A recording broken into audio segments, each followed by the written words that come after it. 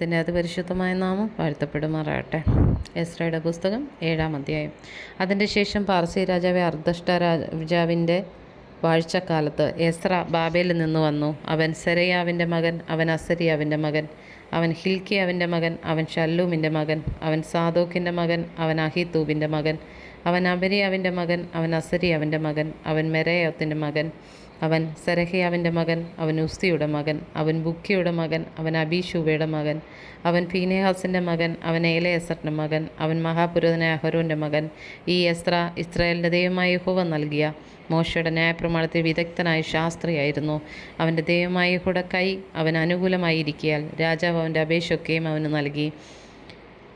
അവനോടുകൂടെ ഇസ്രായേൽ മക്കളും പുരോഹിതന്മാരിലും ലേവ്യരിലും സംഗീതക്കാരിലും വാതിൽ കാവൽക്കാരിലും ദേവാലയദാസന്മാരിലും ചിലർ അർത്തഷ്ടാ രാജാവിൻ്റെ 7-ാം ആണ്ടിൽ യെറുശലേമിൽ വന്നു. 5-ാം മാസത്തിലായിരുന്നു അവൻ യെറുശലേമിൽ വന്നത്. അത് രാജാവിൻ്റെ 7-ാം ആണ്ടായിരുന്നു. 1-ാം മാസം 1-ാം തീയതി അവൻ ബാബേലിൽ നിന്ന് യാത്ര പുറപ്പെട്ടു. തൻ്റെ ദൈവത്തിൻ്റെ കൈ തനിക്ക് അനുകൂലമായിരുന്നതുകൊണ്ട് അവൻ 5-ാം മാസം 1-ാം തീയതി യെറുശലേമിലെത്തി. യഹോവയുടെ ന്യായപ്രമാണം പരിശോധിപ്പാനും അതനുസരിച്ച് നടപ്പാനും ഇസ്രായേലിൽ അതിൻ്റെ ചട്ടങ്ങളും വിധികളും ഉപദേശിപ്പാനും എസ്ര മനസ്സ് വെച്ചിരുന്നു.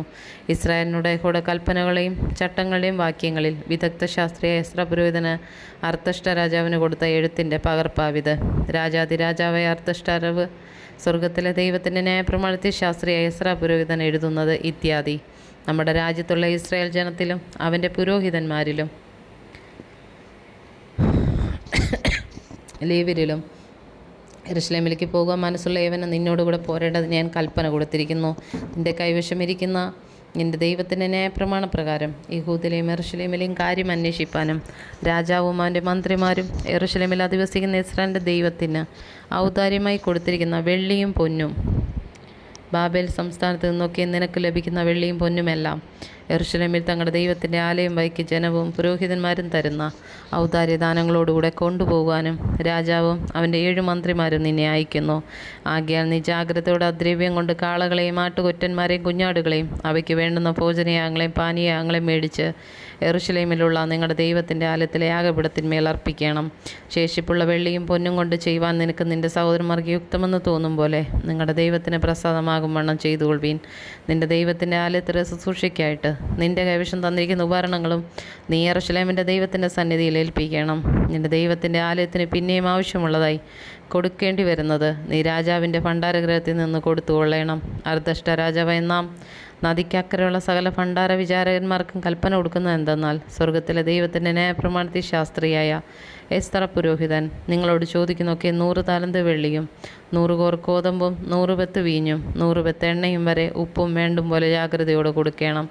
രാജാവിൻ്റെയും അവൻ്റെ പുത്രന്മാരുടെയും രാജ്യത്തിന്മേൽ ക്രോധം വരാതിരിക്കേണ്ടതിന് സ്വർഗത്തിലെ ദൈവത്തിൻ്റെ കൽപ്പന പ്രകാരം സ്വർഗത്തിലെ ദൈവത്തിൻ്റെ ആലയത്തിന് അവകാശമുള്ളതൊക്കെയും കൃത്യമായി ചെയ്യേണ്ടതാകുന്നു. പുരോഹിതന്മാർ, ലേവ്യർ, സംഗീതക്കാർ, വാതിൽ കാവൽക്കാർ, ദേവാലയദാസന്മാർ എന്നിവർക്കും ദൈവത്തിൻ്റെ ആലയത്തിൽ ശുശ്രൂഷിക്കുന്ന യാതൊരുത്തനും കരമോ നികുതിയോ ചുങ്കമോ ചുമത്തുന്ന വിഹിതമല്ല എന്ന് നാം നിങ്ങൾക്ക് അറിവ് തരുന്നു. നീയോ എസ്രയെ നിനക്ക് നിൻ്റെ ദൈവം നൽകിയ ജ്ഞാനപ്രകാരം നദിക്ക് അക്കരെ പാർക്കുന്ന സകല ജനത്തിനും നിൻ്റെ ദൈവത്തിൻ്റെ ന്യായപ്രമാണങ്ങൾ അറിയുന്ന ഏവർക്കും തന്നെ ന്യായം പാലിച്ചു കൊടുക്കേണ്ടതിന് അധികാരികളെയും ന്യായാധിപന്മാരെയും നിയമിക്കണം. അറിയാത്തവർക്കോ നിങ്ങളവയെ ഉപദേശിച്ചു കൊടുക്കണം. എന്നാൽ നിൻ്റെ ദൈവത്തിൻ്റെ ന്യായപ്രമാണവും രാജാവിൻ്റെ ന്യായപ്രമാണവും അനുസരിക്കാത്ത ഏവനെയും ജാഗ്രതയോടെ ന്യായം വിസ്തരിച്ച് മരണമോ പ്രവാസമോ പിഴയോ തടവോ അവന് കൽപ്പിക്കേണ്ടതാകുന്നു. യെരുശലേമിലെ യഹോവയുടെ ആലയത്തെ അലങ്കരിക്കേണ്ടതിന് ഇങ്ങനെ രാജാവിന് തോന്നിക്കുകയും രാജാവിൻ്റെ അവൻ്റെ മന്ത്രിമാരുടെയും രാജാവിൻ്റെ സകല പ്രഭുവീരന്മാരുടെയും ദയ എനിക്ക് ലഭിക്കുമാറാക്കുകയും ചെയ്ത നമ്മുടെ പിതാക്കന്മാരുടെ ദൈവമായ യഹോവ വാഴ്ത്തപ്പെട്ടവൻ. ഇങ്ങനെ എൻ്റെ ദൈവമായ യഹോവയുടെ കൈ എനിക്ക് അനുകൂലമായി ഇരുന്നതിനാൽ ഞാൻ ധൈര്യപ്പെട്ട് എന്നോടുകൂടെ പോരേണ്ടതിന് ഇസ്രായേലിലെ ചില തലവന്മാരെ കൂട്ടിവരുത്തി.